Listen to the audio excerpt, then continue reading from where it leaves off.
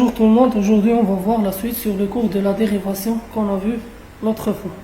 Donc, l'autre fois on a vu les deux premières parties sur la dérivabilité d'une fonction, la dérivabilité à gauche, la dérivabilité à droite. Maintenant on va voir la troisième partie qui porte sur la dérivabilité d'une fonction sur un intervalle. Donc, la dérivabilité d'une fonction sur un intervalle, on commence par quelques définitions. Donc, soit f est une fonction définie sur un intervalle ouvert i, on dit que f est dérivable sur un intervalle i si f est dérivable en tout point de i. On passe maintenant à la deuxième définition.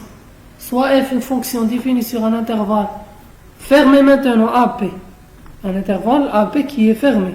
On dit que f est dérivable sur un intervalle AP fermé si f est dérivable sur l'intervalle ouvert AP. Et en plus, f doit être dérivable à gauche de P et à droite de A. Par exemple, si on nous demande de montrer que f est dérivable sur un intervalle fermé 0,1, pour montrer que la fonction f est dérivable sur l'intervalle 0,1, par exemple fermé, je dois démontrer que f est dérivable sur l'intervalle ouvert 0,1 et montrer que f est dérivable à gauche de 1 et à droite de 0, c'est-à-dire à gauche de 1, je vais calculer la limite du taux d'accroissement à gauche de 1 et la limite du taux d'accroissement de 0 à droite. Donc, une autre définition, soit f est une fonction dérivable sur un intervalle i, la fonction qui a à chaque x de i associé le nombre f' est appelée la fonction dérivée de la fonction f. Et elle est notée f' est définie par. Donc, chaque élément x de i qui a à valeur dans R, sa dérivée, on la note f' de x. Donc, pour chaque fonction qui est dérivable sur un intervalle, on note sa dérivée par f' de x. Maintenant, on va voir un exemple.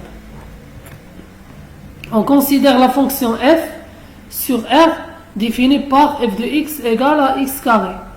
Donc, on nous demande de montrer que f est dérivable sur R. Donc, soit A, un élément de R, on a la limite quand x tend vers A de f de x moins f de A sur x moins A. On remplace f de x par sa valeur et f de A par sa valeur. Donc, je remplace f de x par sa valeur, j'aurai x carré. Et f de A, je calcule f de A. Donc, je remplace ici dans f, x par A. J'aurai A au carré sur x moins a.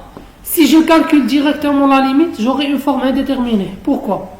Si je remplace x ici par a, j'aurai a au carré moins a au carré, c'est 0. Et a moins a, c'est 0.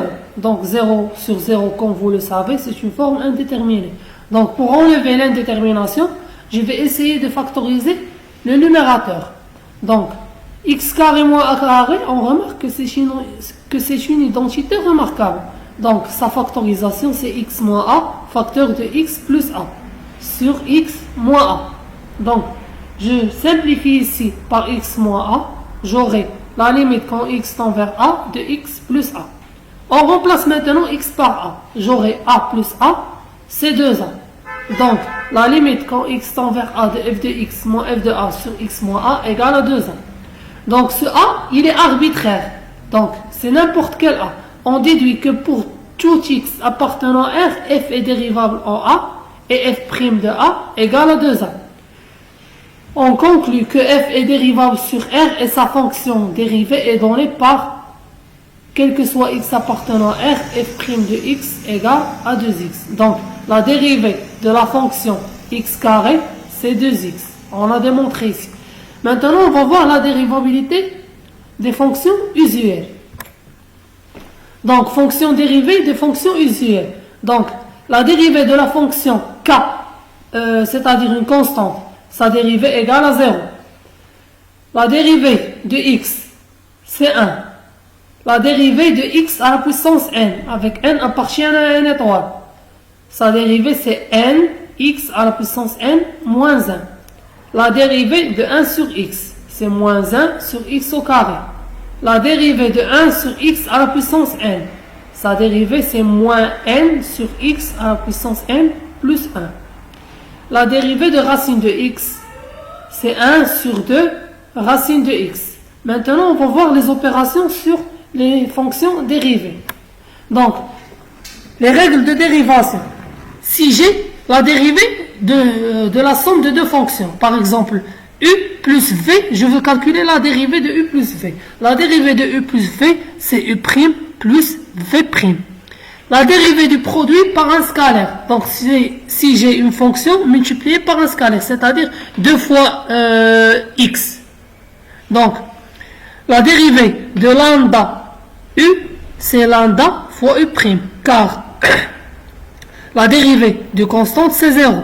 La dérivée du produit, u fois v, c'est la dérivée de u fois v, plus u fois la dérivée de v. C'est-à-dire u' v plus u v'. La dérivée de l'inverse, si j'ai 1 sur v' avec v, 1 sur v avec v, une fonction. Sa dérivée, c'est moins v' sur v au carré. La dérivée du quotient, si j'ai un rapport de deux fonctions, donc u sur v', c'est u' v moins u v' sur v au carré. La dérivée de la puissance, u à la puissance n. Sa dérivée, c'est n, ici, je m'excuse, c'est une erreur de frappe, donc c'est n, u à la puissance n moins 1.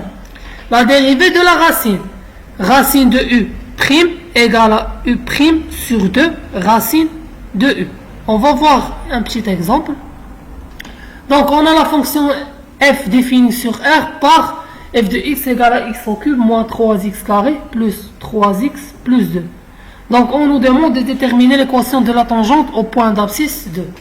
Donc, comme on sait que l'équation de la tangente au point 2, c'est y égale à f' de 2, facteur de x moins 2 plus f de 2. Donc, on doit déterminer l'expression de la dérivée, f' de x. Donc, la dérivée de x au cube. On a dit la dérivée de x à la puissance n, c'est n, x à la puissance n, moins 1.